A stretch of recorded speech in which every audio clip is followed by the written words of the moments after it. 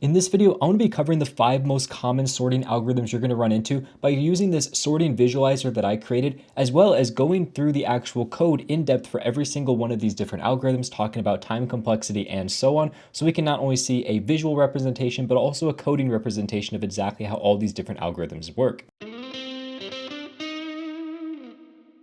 Welcome back to Web Dev Simplified. My name is Kyle and my job is to simplify the web for you so you can start building your dream project sooner. In this video, I'm going to be talking about bubble, insertion, selection, quick, and merge sort, showing you a visualization as well as the actual algorithm for how they work, and discussing different pros and cons, big O notation, and so on. And I'm not just going to dump this information on you, I'm actually going to teach you how to analyze these algorithms to be able to figure out this information on your own, which is what's really going to help you in an interview, because oftentimes you're going to be asked questions about big O notation and performance of different algorithms, and you may not get these exact algorithms, you may get different ones where they want you to analyze certain things. And in this video, I'm going to teach you not only how to do that, but also how all these different sorting algorithms work.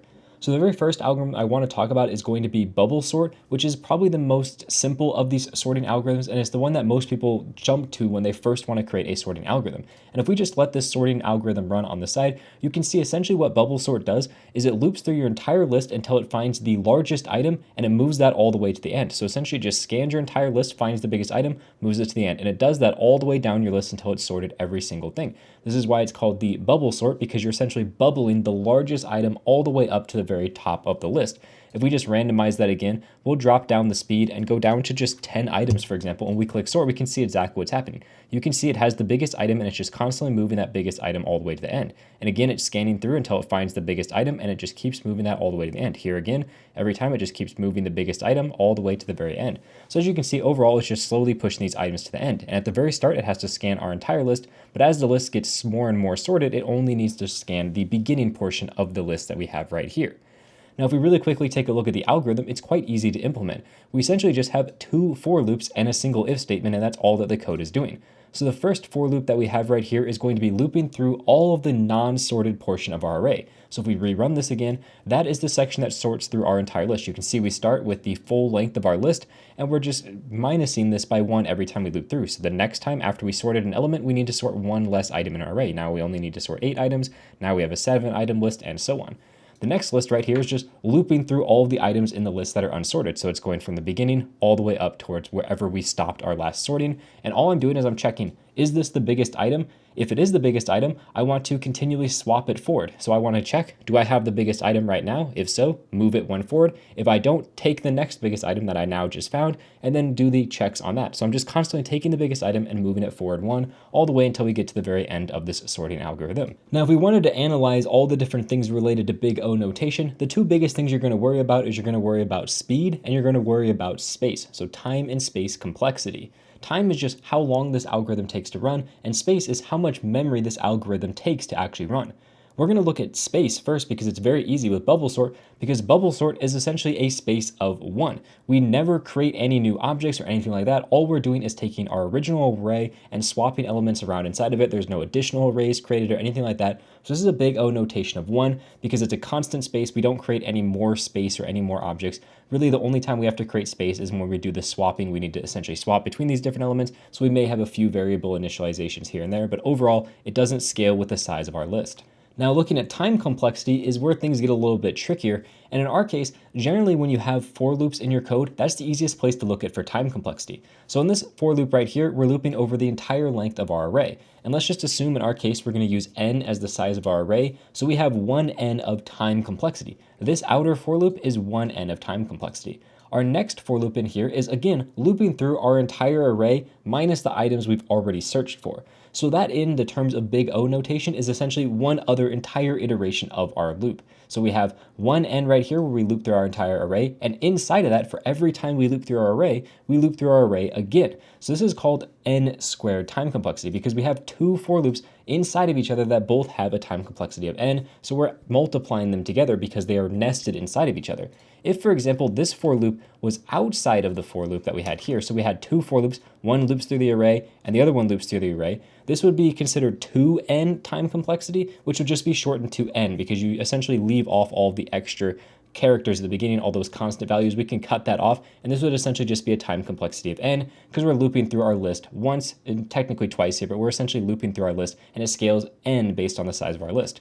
In our case though, we have these nested inside of each other, so as the size of our list increases, the time that this algorithm takes scales exponentially. And we can actually see that quite easily. If we scale this up to like 200, for example, this is going to take a very long time to execute. As I click sort here, you can see just one iteration took that long, and we essentially needed to do that 200 total times. So you can see as our list scales in size, the actual time this takes scales exponentially. Another thing to think about when it comes to time complexity is you're going to think about best case, worst case, and the average case scenario. Now in the case of bubble sort, our average case scenario is n squared because on average we have to loop through the array essentially n squared number of times.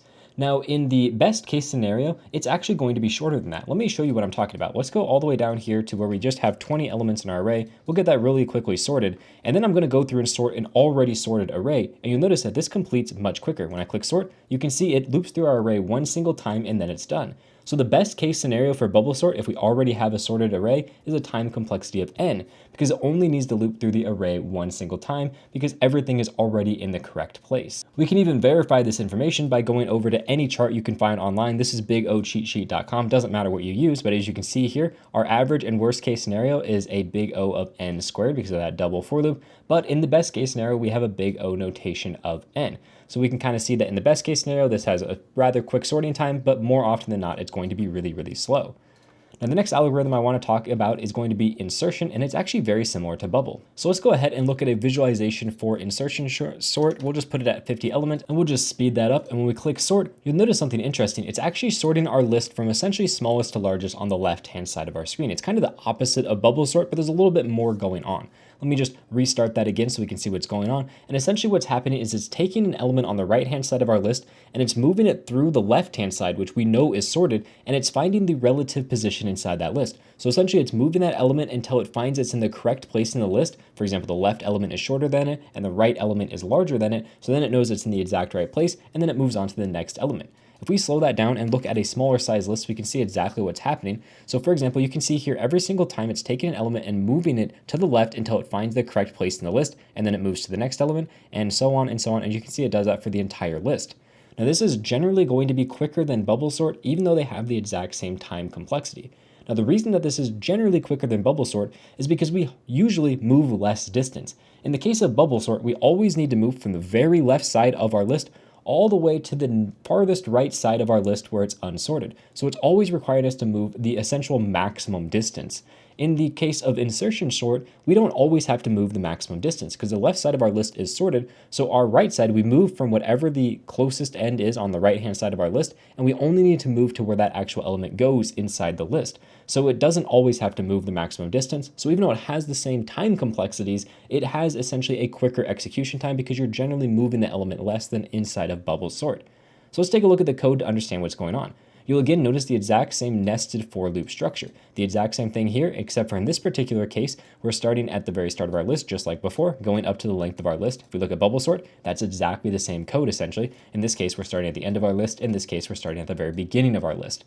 Then what we're doing is we're figuring out what the value of our element is, and all we're doing is we're looping through the left side of our list from the largest element all the way down to the smallest element. So we're going from right to left, moving down that particular list. I'll let this sorting go in the background, and let me make sure I randomize it. There we go. So we can kind of see what's happening. And then inside of this for loop, again, all we're doing is we're looping through and we're saying, hey, is this element in the right place? If it's not in the right place, move it one further. Now is it in the right place? If it is, leave it there, move on to the next. Otherwise, move it down one position further. That's all that this for loop in here is doing. It's just doing this simple greater than check to say, is this in the right place?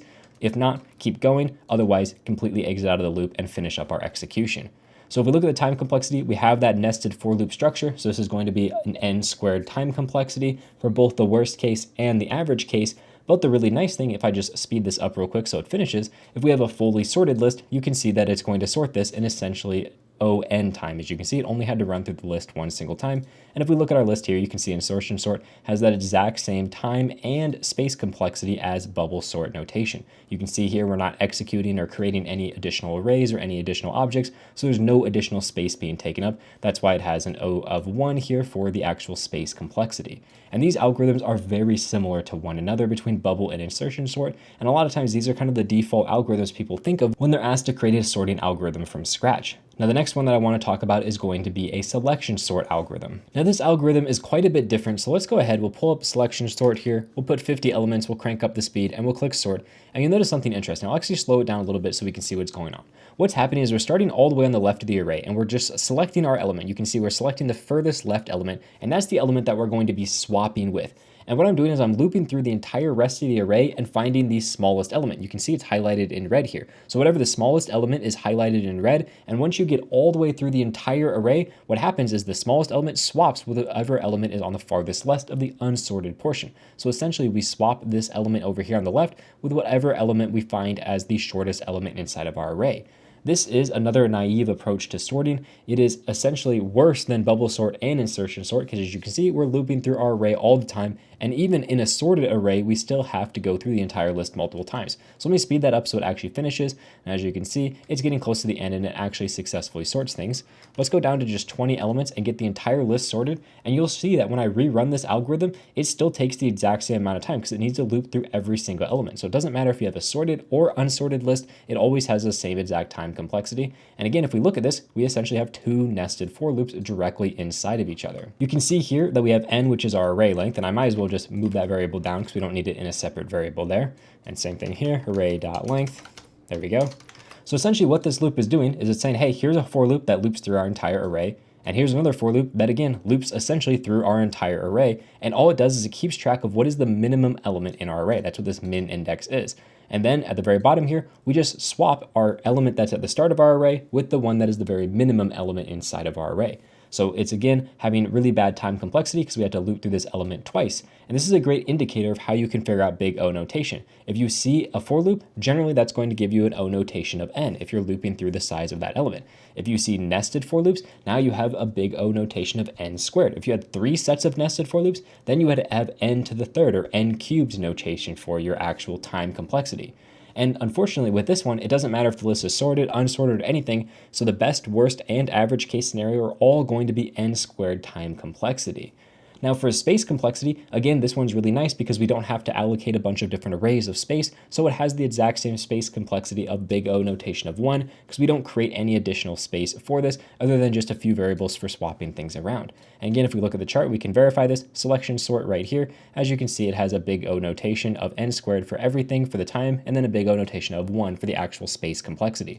And these are the 3 algorithms that you're probably going to first learn about when it comes to sorting because they are the naive approach to sorting.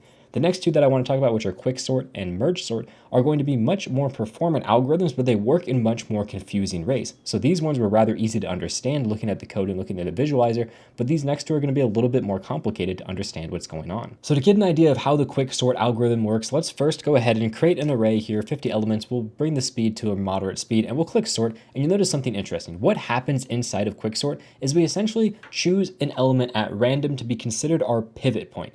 In my particular algorithm, it always chooses the element furthest to the right because I find that makes it a little easier to visualize what's happening. Let's slow this down even more. So we click sort, and you can see we've selected this random element. And then it loops through the entire array, and it moves everything that is larger than that element to the right, and it moves everything that is shorter to that element to the left. So we essentially create 2 separate arrays. We create a right side array and a left side array, where the left side array is all elements shorter than the current element, and the right side array is all elements larger than the current element. And that actually means that that element in the middle is always going to be in the correct place while it is being sorted. Let me drop this down to an even smaller number. I'll crank the speed all the way down to show you what I'm talking about. So it's going through each one of these elements one by one, and every single one that's larger than this element highlighted over here gets moved to the right-hand side, and everything shorter stays on the left-hand side. And now you'll notice this element turns dark gray because it's actually properly sorted in the correct position. And all that this algorithm does is it tries to do that over and over and over again. And the whole goal of this algorithm is to try to break your list into multiple different sections. Essentially, the goal is to try to have your list every single time. So now you can see the list that I'm iterating over is much smaller. It's just these like 5 elements right here. So every single time that I go through this algorithm, I have a smaller and smaller list to loop through, which means my algorithm is actually going to be quite a bit quicker than something else. Because again, I'm not looping through the entire list of 20 elements. I'm looping through that list one time, and then every time after that, I'm hopefully looping through essentially a half that size array. So I'm looping through 20 elements, and then the next time I'm hopefully only looping through 10, and then 5, and then 2, and 1, and so on.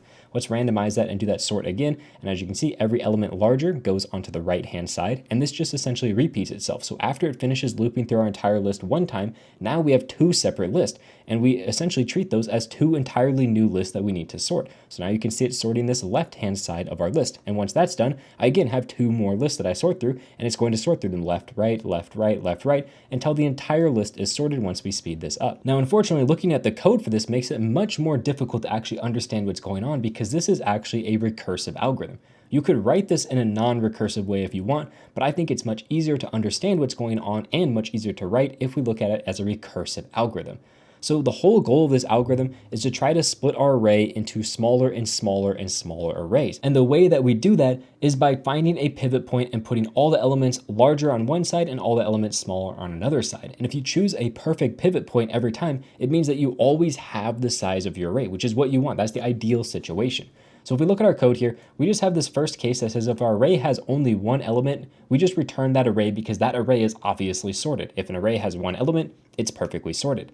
Then what we're going to do is we're going to choose a pivot. You could choose this randomly. You could choose a specific point. Generally, choosing a random pivot is usually going to be better. But in our case, for the visualization purposes, I am choosing the last element inside the array. Then we create two arrays, one that contains all the elements smaller than the pivot, and another one that creates all the elements larger than the pivot. And then we loop through the entire array. So we're looping through all of the elements in our array. We're putting all the smaller ones in the left side list and all the larger ones in the right-hand side list. And now we're going to be calling quicksort again by putting all the left-hand side elements into the function. We know our pivot's in the right place, so we're going to put that right in the dead center. And then we have all the elements larger than the pivot on the right-hand side.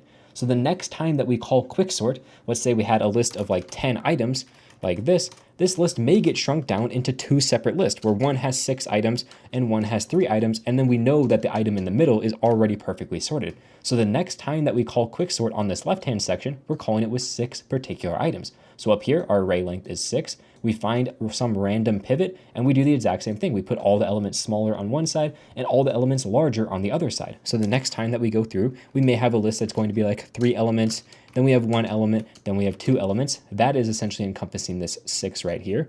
And then we have whatever is left on this side. So that's 1 and 3. And again, we're going to go through the quicksort process for this. So in our particular case, let's say that our 3 here goes and ends up 1, 1, 1, where we have 1 element on the left, 1 in the middle, what was already sorted, and then 1 on the right.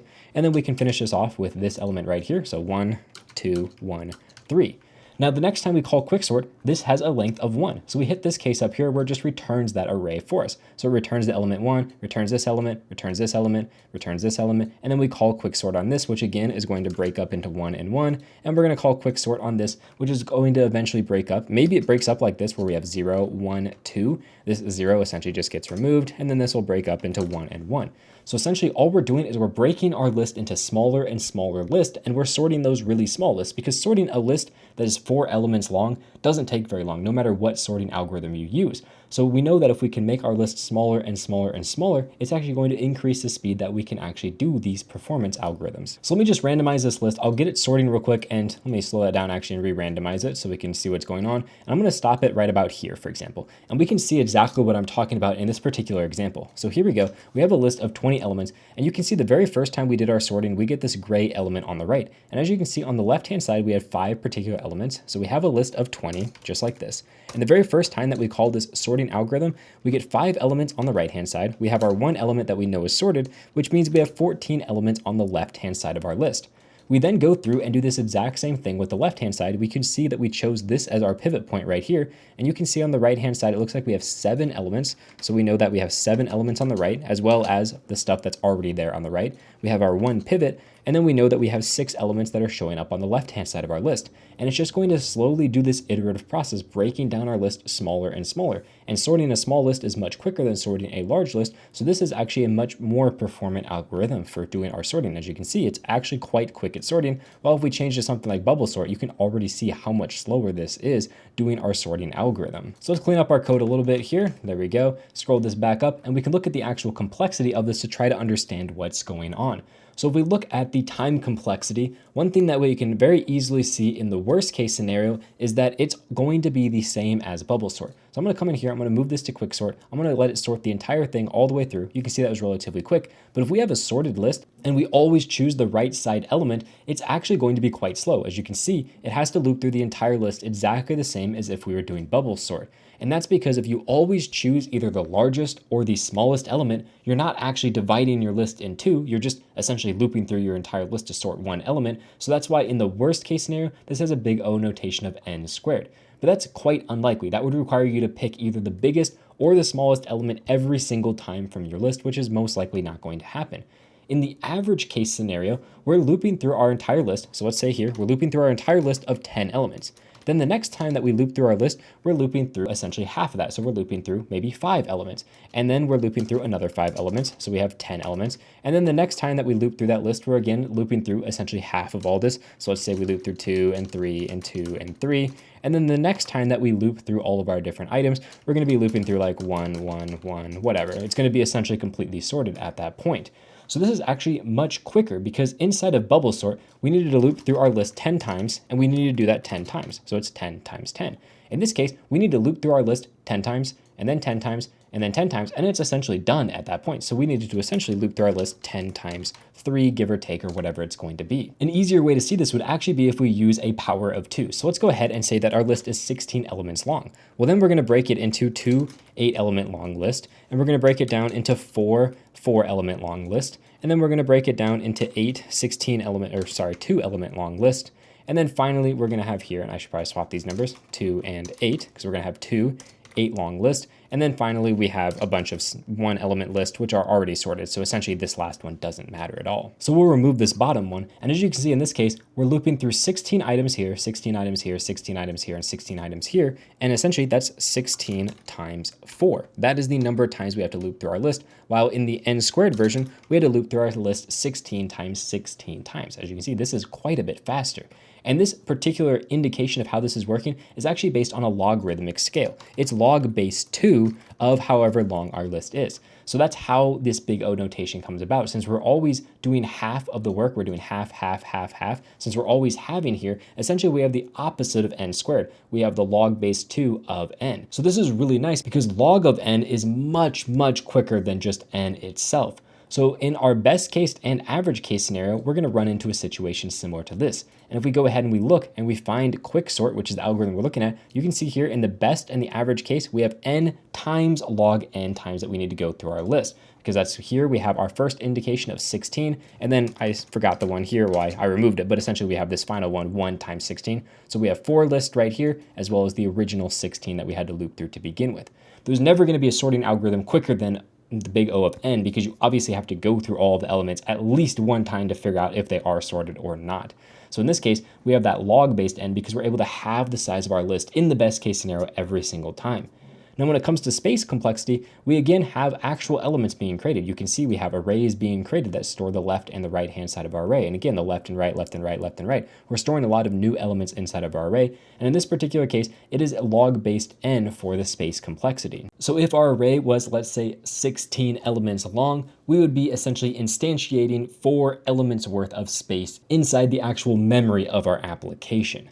Now, obviously, it may differ based on the exact partitions of your list, because if you perfectly get half and half and half every single time, you need less elements to be created, while if you don't have it every single time, you need more elements to be created. And it also depends on how you write the algorithm. If you don't write a perfectly performant algorithm, you may have more or less memory allocated than you need. So this is one of the more complex algorithms, but really the important thing to understand about this algorithm is we find a pivot point and then we split our array essentially by saying, okay, give me all the elements bigger than this pivot point and all the elements smaller than that pivot point. So I now have smaller lists to sort through instead of having to sort through one really large list. The next algorithm that I want to talk about, which is merge sort, is very similar to quick sort in that it tries to divide your list down into smaller and smaller subsets. This is the divide and conquer approach. But instead of just choosing a random pivot and sorting based on that, this actually perfectly will always try to divide your array directly in half every single time. As you can see here, we have this particular point in our list where we're trying to find the exact middle element to divide it directly in half. And the best way to visualize merge sort is actually with a rather large list. So let's take this large list, and if we just let it sort, you'll notice something very peculiar. As you can see, we essentially have breaks inside of our list where we have sorted sections of our list inside of like different halves. And all we're doing is we're combining together those different sorted sections. I'll let that rerun again. As you can see, every time we go through, we essentially take our list and break it down into bigger and bigger sorted chunks. So we start with like one element is sorted, then we have two sorted elements, then 4, then 8, then 16, and so on, all the way up until we have a fully sorted list. So it just breaks our list into a bunch of different chunks and then combines these chunks. Because taking two sorted lists and combining them together is actually very quick. You can do that in a big O(n) time, because all you need to do is just figure out which element's bigger and put that next in the list. You know that they're both sorted, so it's very easy for you to sort these different lists together. It's very quick. So the idea behind merge sort is it's saying I'm going to take my list and make it as small as possible, essentially one single element big. And I know a one element array is sorted. Then I'm going to take another one element array. I'm going to figure out, okay, is A bigger or is B bigger? And I'm going to put them in the right order. And I'm going to do that throughout my entire list, constantly doubling in size every single time. So if we look at how the code works inside of this, you'll notice again, it is recursive. We have merge sort being called inside of itself. Just like with quicksort, this was recursive, so is merge sort. So let's break down our list to a smaller amount here, slow down our speed all the way, and we'll click sort, and I'll make it 16 so it's even easier to see. It's best if you do it with a power of 2 because it's very easy to see. And if you can see here, we're essentially taking our list and breaking them into 2 wide chunks, and we're sorting all of those 2 wide chunks. Then we're taking each of those 2 wide chunks and we're comparing them against each other. So now I'm taking those 2 wide chunks and moving them together. Now I have my 4 wide chunks and I'm moving them together inside of each other. And now you can see I have an 8 wide chunk of sorted array. And on the right here, this is an 8 wide chunk. And now I'm taking those 2 8 wide chunks and pushing them together to give me a 16 wide completely sorted array. So what we're doing here with this middle right here is we're finding the dead center of our array, and I'm giving myself the left-hand side of the array. That's what this array slice does. It gives me the left half of the array, and this gives me the right half of my array, and then I call merge sort again. And I do that over and over and over again until I'm left with arrays that are 1 element long. That's how this algorithm works. So essentially, I have now divided my array into 16 individual elements if our array is 16 elements long. And what I'm doing now is I'm going down to this section where I'm taking my left-hand side of my array and my right-hand side of my array, and I'm just looping through all the different values inside of them. So I'm finding, okay, is the left-hand side of my array smaller or is the right-hand side of my array smaller? If the left-hand side of my array is smaller, I add that to this new result that I've created. So this is just a new array that's going to store my sorted version. So I'm saying, okay, if the left-hand side is smaller, put that as the next element. If the right-hand side is smaller, put that as the next element, and then move on to the next element in the right side of the list, or move to the next element in the left-hand side of my list. And I just loop through my entire list doing that. So essentially I have here a now sorted list that is going to take all the elements from my left hand and my right hand side, and it's purposely taking whichever is the next biggest element and moving that as the next element inside my list. Now after this while loop finishes, essentially once we finish looping through either the left hand side of my list or the right hand side of my list, I'm going to have a result that has sorted elements from those lists. All I'm doing is returning those sorted elements and then adding on any elements that are left in the left-hand side of my list or the right-hand side of my list. Because I will get to the point where I loop through all of one side of my list. Let's say all the elements on my left-hand side of my list are sorted in order and they're all the smallest. Well, then I need to take all my elements on the right-hand side of my list, which I know are larger than the left-hand side, and just add them onto the very end. You will never have a situation where you have elements in the left and the right-hand side left over. You will always either have only right side elements or only left side elements, and you know for a fact that they are always going to be larger than the elements already in your result, and they're always going to be sorted in the correct order. And that's because you always start from a sorted array in this particular algorithm.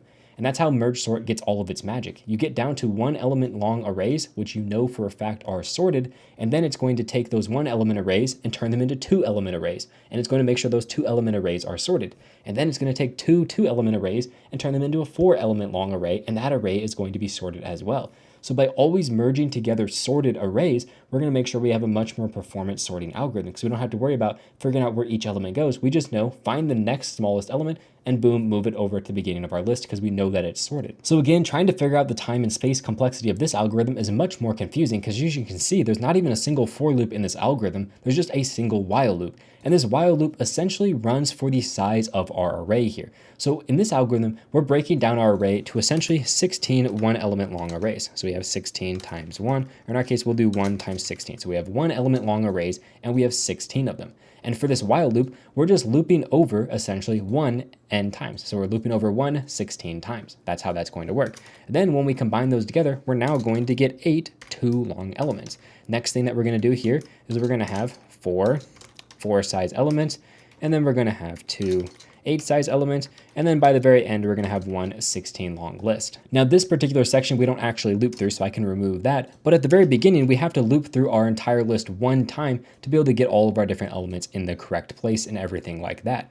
So really what this algorithm is doing for us is it's of course looping through our entire list one time to figure out where all the different elements are going to be going. And then what we're doing is we're just breaking them down. So we have essentially 1, 2, 3, 4 more iterations of our loop. And that probably looks very similar to how quicksort worked right here, is essentially just doing it kind of in reverse. Instead of starting with a large list and then dividing in half and sorting and dividing in half and sorting, this one is going all the way down to the smallest possible size list and then merging them together until you get one full size list. So in this one, we have very similar time complexities to quicksort, but it's actually slightly better. If we look over here, you can see for merge sort, it doesn't matter about best, average, or worst case scenario, it's all going to be the exact same time complexity. And that's because all we're doing is just dividing the list in half every single time. While with quicksort, we're hoping we divide the list in half, but it could be entirely not divided in half. It could be partially divided in half. We don't know. While with merge sort, we know for a guaranteed fact we're always dividing the list in half. So you can see here, if I run this on an already sorted list, and we just speed that up a little bit, you can see it's doing the exact same thing that it would do even if the list wasn't sorted. We just didn't have to move any elements around. Now the big difference between merge sort and quicksort, besides that worst case scenario, is going to be the space complexity. Merge sort just takes up slightly more space because we essentially need to represent our entire array inside of new elements. As you can see here, we have 16 one element sized arrays. So you can see we have exactly the same amount of space being taken up as the length of our array. So merge sort always essentially doubles the amount of space you take up. If your array takes up n elements, you're going to need to store n elements inside of merge sort. So it has that extra space complexity. But for the most part, that's probably not going to be a problem unless you are limited on memory versus speed. If you want to have the quickest algorithm possible, merge sort is generally going to be faster than quicksort because the worst case scenario is much better. But if you're really cramped on space, quicksort could be a better option. And if you're extra cramped on space, you could go with, for example, bubble sort, or you could go with heap sort, which would be what I would do. I didn't actually put heap sort in this video because it's more of a map and a graph based algorithm and not a list based algorithm. So it's much harder to visualize in a list format, but you can see the space complexity on this one is much better. But overall, heap sort is really not that fast compared to merge sort or quicksort. So generally for most scenarios, you would just want to go with merge sort. The really nice thing is though, you don't actually need to think about this in real world applications. All you can do is just take an array and call sort, and that's going to do all the different sorting for you with whatever algorithm is decided is best. You are going to be asked these types of questions in interviews though, and understanding how you can look at an algorithm and determine what is the big O notation of this is quite important to understand. It's really simple when you look at something like a bubble sort or an insertion sort where you have nested for loops, but as soon as you start getting into recursion and things like that, it can be much harder to figure out what's going on.